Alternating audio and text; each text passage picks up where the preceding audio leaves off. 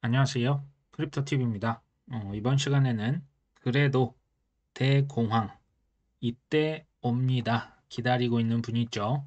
짐 로저스에 대한 오랜만에 인터뷰 영상을 준비해 봤습니다. 2월 1일자 키코 뉴스입니다.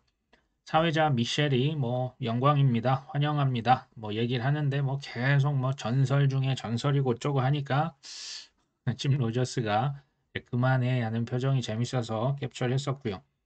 자, 사회자가 묻습니다. 엄청난 분을 모셨는데 지금 경기 침체에 대한 질문을 바로 들어갑니다. 이제 사람들이 요즘은 소프트 랜딩이다, 노 랜딩이다, 경기 침체 안 온다라는 거죠. 아니면 연착륙하겠다. 근데 짐은 여기에 대해서 지금 모두가 경기 침체에 안 올 거라고 생각하기 때문에 저는 경기 침체가 올 거라고 생각합니다. 이렇게 얘기를 합니다. 자, 이게 바로 우리가 당신을 초대한 이유죠. 반대론자 입장에서도 견해를 좀 펼쳐 주십시오. 근데 이제 짐 로저스 얘기합니다. 저는 악플이다, 반대다, 이런 거 사실 개의치 않는다. 근데 팩트를 한번 체크를 해보자. 미국 역사상 가장 긴 기간 동안, 거의 십수년간, 그 2008년 이후로 경기 침체다운 침체가 아직 안 왔다라고 얘기를 합니다. 여기서 말한 경기 침체는 미 주식의 폭락을 의미합니다.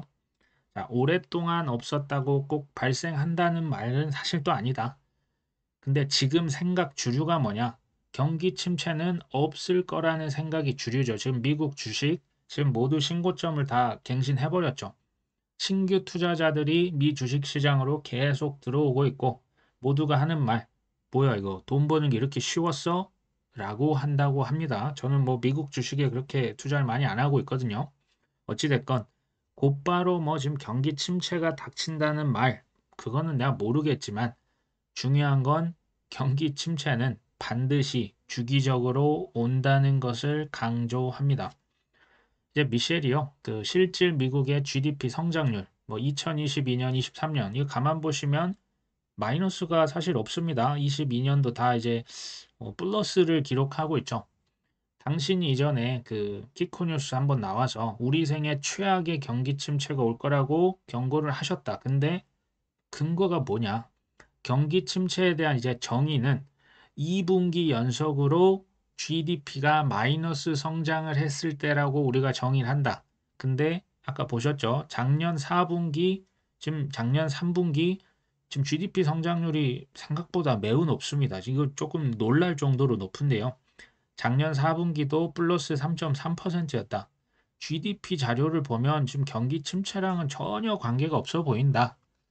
이러니까 좀 표정이 조금 좋지는 않습니다. 근데 그거 작년 데이터 아닌가요? 하고 이제 웃죠. 난 지금 이게 24년, 5년에 대해서 얘기를 하는데, 자, 우리는 2008년도 큰 경기 침체를 그때 한번 겪었었죠. 문제는 그때 국가 부채와 지금 부채 간 비교가 안 될 만큼 규모가 훨씬 더 커져 버렸다는 점이다. 자, 2008년도에 돈을 풀어서 전 세계 경기, 미국이 망했으니까요. 중국이 그때 좀 돈을 풀어서 세계, 이때 사실상 어떻게 보면 처음으로 오랜만에 이제 경기를 좀 부양을 했었습니다. 어디가요? 중국이요. 그때 베이징 올림픽도 있었죠. 미국은 정말 골골 알아갔는데 중국이 그때 으라차차 일어났었지만 그랬던 중국조차도 지금은 빚으로 무너지고 있는 사태다.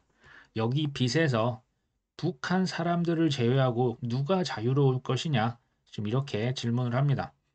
자, 미셸이 질문을 하죠. 경기 침체로 이렇게 들어갈 수 있는 트리거, 그러니까 도화선 같은 게 뭐가 있을까요? 대개는 사람들이 모르는 사소한 일들에서 도화선이 되는 경우가 많다. 그러니까 2008년 이제 큰 위기 전에 전조들이 많이 나타난다는 얘기죠.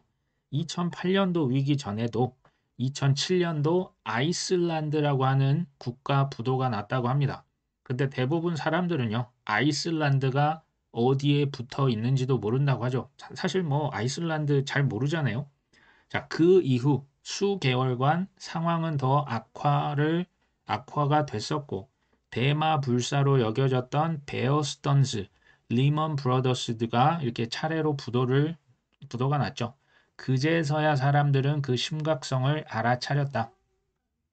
지금 뭐 이렇게 작은 뉴스들이 나온 뭐 부동산이다, 중국이다, 상업용 부동산이다, 뭐 예전에 뭐 새마을금고다, 뭐 은행 위기, 잘 자란 게 뭐 전쟁까지 나오고 있잖아요. 근데 언젠가는 큰 게 하나가 터져서 저녁 뉴스, 이브닝 뉴스, 뭐 옛날 우리식으로 하면 9시 저녁 뭐 뉴스에 나오면 그때서야 우리는 실감할 가능성이 높다.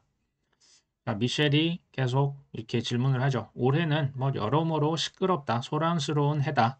세계 60개, 70개국 이상에서 선거가 치러지고 뭐 러시아 우크라이나 전쟁에 이어서 이스라엘 하마스 정쟁도 지금 이게 확전이 되고 있잖아요.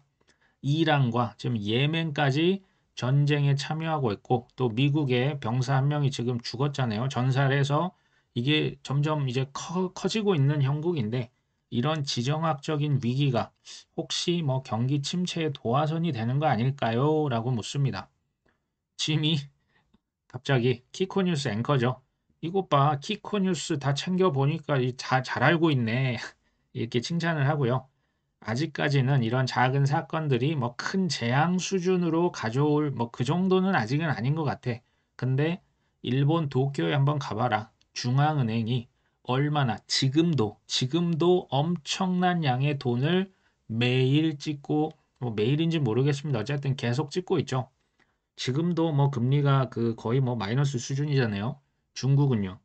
중국은 또 어떤가? 아직도 그러니까 전 세계에 그동안 2년, 3년간 정말 어마어마하게 찍어놨던 유동성이 아직도 넘쳐나고 있다. 그래서 아직 그 경제가 그나마 버티고 있는 중이다. 이런 얘기입니다.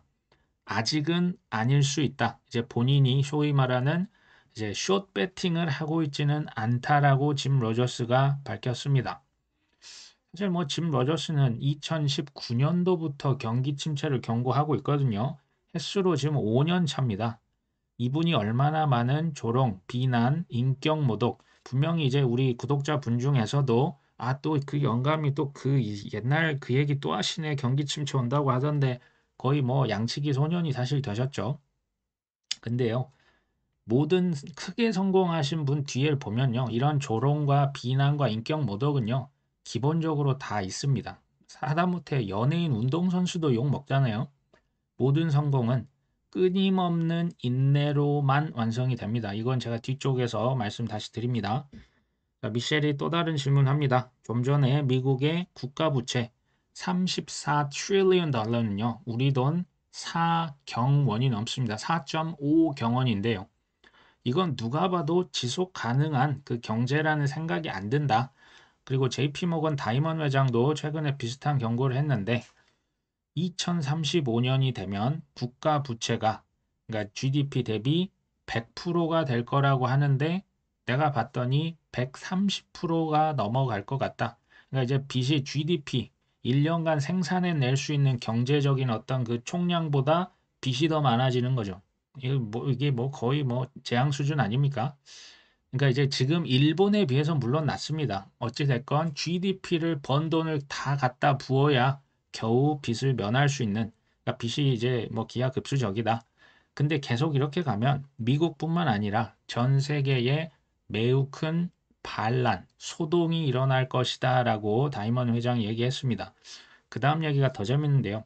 우리는 지금 이제 시속으로 제가 바꿨습니다. 시속 90km로 절벽을 향해 달려가는 중이다.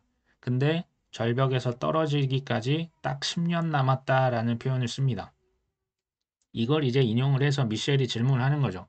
다이먼 회장은 앞으로 10년 남았다고 했다.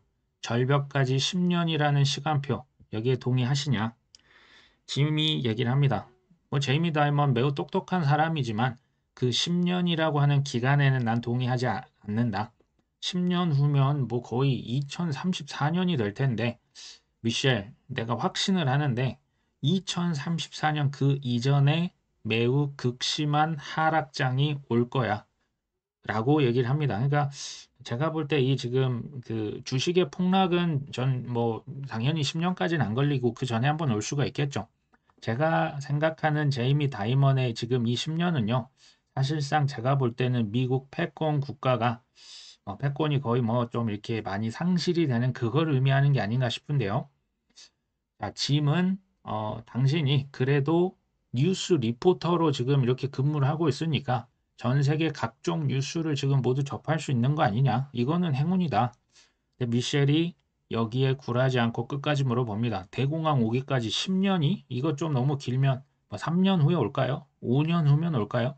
정확한, 그러니까 언제 대공황 오겠냐? 지금 이거 끊임없이 물어보니까 좀 집요하네 하는 뭐 이런 표정입니다. 뭐 대공황까지 5년, 10년 안 걸릴 것 같아. 빠르면 올해도 올 수 있을 것이다. 이렇게 답을 합니다. 자, 올해 뭐 선거가 많죠. 전 세계 정치인들이 돈을 많이 풀면서 경기를 부양해 나갈 거지만 사실 뭐 돈만 푼다고 위기 다 막을 수 있습니까? 그들도 어찌할 수 없는 시장 폭락의 순간은 언제든지 올 수 있다. 그게 뭐 내년이 될 수도 있는 일이다. 그러니까 갑자기 또 꼬투리를 잡았죠. 그럼 내년에 온다는 얘기입니까? 라고 미셸이 묻습니다. 짐이 이제 뭐 막 웃으면서 그건 우리가 키코 뉴스를 보면서 차차 파악을 하면 되겠지만 뭐 내년도 올 수 있다고 본다. 자, 이렇게 짐 로저스가 얘기를 합니다. 근데요, 짐 로저스 한번 저는 이분을 좋아해서 예전부터 다 트래킹을 합니다. 근데 이런 얘기를 했었거든요. 난 시장 타이밍 맞추는데 난 소질 없어. 그러니까 내 말 너무 신경 쓰지 마. 저는 그렇게까지 신경 안 씁니다. 어쨌거나 미국의 국가 부채가 지금 뭐 역대급이죠. 이게 34 트릴리언 달러가 뭐 이제 경이 넘어가면 사실 이 숫자 감각이 없어지거든요. 여기서 지금 그 빚에 대한 실링, 그러니까 천정을 계속 높여가는데 이거 조금 빚을 이렇게 합의를 못 보면 국가 부도 뭐 직전까지도 가는 게 있거든요. 국가의 그 공공기관들 셧다운도 실제로 뭐 한 두 번 정도 들어가서 신용 등급이 하락이 되기도 했었습니다. 그러니까 미국의 이 빚, 뎃 문제는 정말 심각합니다. 뭐 1인당 이제 그냥 아무것도 안 했는데 국가 빚을 이제 1인당으로 나누는 당연히 그 금액도 기하급수적으로 늘겠죠. 이대로 가도 진짜 문제 없는 걸까요? 제가 답을 드립니다. 자, 결론적으로 미국은요, 이런 국가 부채가 증가해도 얼마 동안은 괜찮습니다. 아주 독특한 국가죠. 전 세계 미국밖에 없습니다. 잘 아시다시피 미국의 빚이 있죠. 미국의 국채가 있고 미국의 달러가 있는데 이거를 다른 나라에서 계속 사줍니다. 우리나라 원화, 우리나라 국채를 다른 나라에서 계속 사주는 국가가 있습니까? 없죠. 근데 미국은 독특한 기축 통화를 여전히 그래도 유지를 하고 있죠. 자, 미국을 세계 경찰 국가로 한때는 우리가 묘사를 했었죠. 자, 이걸 좀 비유를 제가 하면요. 미국에서 전 세계 이제 그 해상 경찰국 그 역할을 하고요. 해적이 나오면 처치도 해줍니다. 그러면 독일, 일본, 중국과 같은 국가들은 그냥 미국의 치안 유지비를 냅니다. 이 치안 유지비가 뭡니까? 이게 미국의 국채죠. 미국의 국채를 사면 뭐 원금도 보장되고 이자도 받을 수 있었잖아요. 그러니까 이제 스스로 뭐 방위 뭐 이렇게 그 경찰들 군인들 보내서 스스로 뭐 해안 경찰을 하는 건 보다는 그냥 미 국채 사주고 무역해서 큰 뭐 미국 상대로 큰 돈을 많이 벌었잖아요. 흑자였습니다. 근데 상황이 요즘은 조금 바뀌었죠. 미 국가 그 국채를요. 요즘에 삽니까? 독일, 일본, 중국 다 시장에 내 던지고 있습니다. 이게 무슨 얘기일까요? 지금은요. 예전에 그 암묵적이었던 그 국가 정서 그 질서가요. 이게 조금 흐트러진 겁니다. 각자 도생의 시대로 지금 접어들고 있죠. 이 각자 도생이라는 말은 1인자의 몰락. 그러니까 이제 미국의 힘이 점점 약해지고요. 뭐 G2 중국도 나오고 브릭스도 나오고 뭐 이제 지역 중동도 이제 힘을 갖고 지역 이기주의, 뭐 다자주의, 다자체제, 또 탈중앙화 뭐 다 비슷한 얘기가 됩니다. 이게 조금 심해졌던 게 2008년도 미국의 그 금융위기, 이때 미국이 전 세계 신뢰를 많이 잃어버립니다. 특히 중국에서 그런 어떤 영향을 많이 받았었고요. 트럼프 집권부터 이게 많이 가속화됐습니다. 근데요, 그 미국의 국가 빚이 있죠. 이거 원금은요, 그 누구도 갚으려고 하지를 않습니다. 근데 그 빚에 대한 이자는 무조건 갚아야 됩니다. 이해되시죠? 원금은 갚을 의도, 계획이 없어요. 의지도 없습니다. 근데 이자는 갚아야죠. 그게 이제 국채에 대한 이자는 지급을 해야 됩니다. 자, 라울팔이 그래서 이 이자 비용이 계속 이거 뭐 빚을 뒤로 떠넘기는데 이제 금리가 너무 높으면 이자를 못 내는 지경이 되는 거죠. 그래서 대략 4년 주기로 금리를 낮춰야만 한다. 그 주기가 약 4년. 미국의 대선 주기도 4년이죠. 비트코인도 대략 4년이더라. 기가 막히다라고 얘기했던 거 기억나시죠? 어찌됐건 지금 현재 미국 국가 빚에 대한 1년 이자가요. 미국의 국방비랑 거의 비슷하다고 합니다. 우리 돈으로 하면 약 1000조 원 정도 됩니다. 미국의 국방비만큼 국가 빚 원금이 아니고요. 빚에 대한 이자가 그만큼 많습니다. 이거 이제 니얼 퍼거슨이라는 그 역사 금융학자가 있습니다. 뭐라고 했냐? 미국의 국방비가 빚에 대한 이자보다 더 크다. 국방비 더 많이 쓴다. 미국의 패권이 유지된다. 근데 빚에 대한 이자가 더 많다. 그러니까 국방비가 더 줄었다는 얘기죠. 이러면 패권이 약화된다.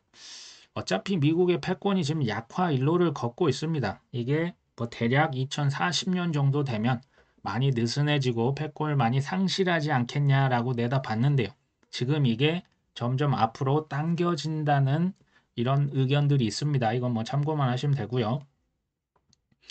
근데 제가 여기서 좀 깨달은 그 교훈이 있습니다. 아까 말씀드렸던 짐 로저스 뭐 5년째, 로버트 기요사키 마찬가지입니다. 뭐 2020년 그 전부터요. 뭐 금, 비트코인, 뭐 은 사세요. 계속 얘기했잖아요. 근데 시점을 맞췄습니까? 지금도 지금 폭락을 기다리고 있는 사람들이 많습니다. 근데 이 시점을 정확히 못 맞춰도 그 사람들은 또 성공을 할 겁니다. 그 이유가 뭘까요? 뭐 워런 버핏, 뭐 하워드 막스, 기요사키, 아까 제가 말씀드린 뭐 짐 로저스, 왜 이 사람들은 또 돈을 벌까요? 이유는 간단합니다. 비결은 이거 하나입니다. 그 세계 그 누구든 비싸게 사서는 돈 벌기가 어렵고요. 싸게 팔면 수익이 낮아지죠. 거의 손실입니다. 그러니까 싸게 사서 비싸게 팔아야만 돈을 법니다. 자, 근데 제가 왜 저렇게 얘기했을까요? 워런 버핏, 짐 로저스, 하워드 막스, 로버트 기요사키는요. 쌀 때만 삽니다. 언제 팔까요? 비쌀 때만 팝니다. 이게 핵심입니다. 그러니까 이 시점을 정확하게 못 맞춰도 상관이 없습니다. 근데 혹자는 이렇게 하실 수 있어요. 뭐 저 사람들은 억만장자니까 그렇겠죠. 뭐 자금도 많잖아요. 그러니까 우리랑 다르잖아요. 맞습니다. 그게 이제 맞는데요. 근데 팩트는 뭘까요? 저 사람들은 그럼 바닥을 맞췄습니까? 꼭지를 맞췄을까요? 수익률은 똑같습니다. 우리가 1억을 투자해서 1000만 원을 버나 저 사람들이 1조를 투자해서 1000억을 버나 10%벌 수 있는 거거든요. 그러니까 우리가 이제 긍정적으로 그 배울 점을 찾아서 생각을 해보자라는 차원에서 말씀 제가 드립니다. 바닥을 알고 언제 그 꼭지를 맞췄다? 그걸 알면 워런 버핏은 지금 1년, 2년 전부터 현금 200조 지금 쥐고 있거든요. 원래 150조에서 지금 200조 넘어간 걸로 제가 압니다. 그걸 알았다면 언제 뭐 마켓 타이밍을 맞춘다? 로버트 기요사키, 짐 로저스 정말 엄청난 욕을 먹고 있어요. 지금 이거 보시는 구독자분도 분명히 댓글 다신 분 제가 있을 것 같아요. 그 큰 욕을 먹을 이유가 없죠. 그걸 알았다면. 모르니까 계속 그냥 대기를 하고 있는 거겠죠. 이분들도 바닷가 꼭지를 맞출 수는 없습니다. 저들에게 뭐가 있냐? 물론 안목이 있겠죠. 배짱이 있습니다. 말씀대로 자금도 있잖아요. 근데 제가 여기서 강조하고 싶은 것은 인내입니다. 언제까지 인내합니까? 폭락이 올 때까지. 그게 2년, 3년, 5년, 심지어 10년이 돼도요. 떨어질 때까지 그냥 인내합니다. 이게 비결입니다. 제가 아까 말씀드렸던 뭐 가치 투자자라고 하는 그런 억만장자들, 뭐 선물 뭐 해서 돈 많이 벌었던 분이 있습니다. 앙드레 코스톨란이 선물로도 돈 벌었습니다. 근데 이제 그걸로 돈 버는 것보다 제일 확실한 건 뭘까요? 그냥 쌀 때까지 기다립니다. 더 확실한 거 뭡니까? 비쌀 때까지 기다렸다 팝니다. 이게 제일 확실해요. 이게 제일 안전하고요. 사실상 인내할 수 없으면요. 투자를 절대 하시면 안 됩니다. 왜냐하면 꼭 물이 이제 위에서 아래로 흐르잖아요. 똑같습니다. 돈이요. 인내심 없는 곳에서부터 인내심 있는 곳으로 흘러가는데요. 계속 흘러갑니다. 그러니까 이제 뭐 사팔사팔 하지 말라는 얘기도 이제 이런 차원이고요. 인내심은 그러면 어떻게 하면 기를 수가 있을까요? 뭐 심플합니다. 공부를 좀 많이 하셔야 되고요. 그러다 보면 확신이 생기시겠죠. 처음부터 성공합니까? 시행착오, 실수, 실패 엄청 겪을 겁니다.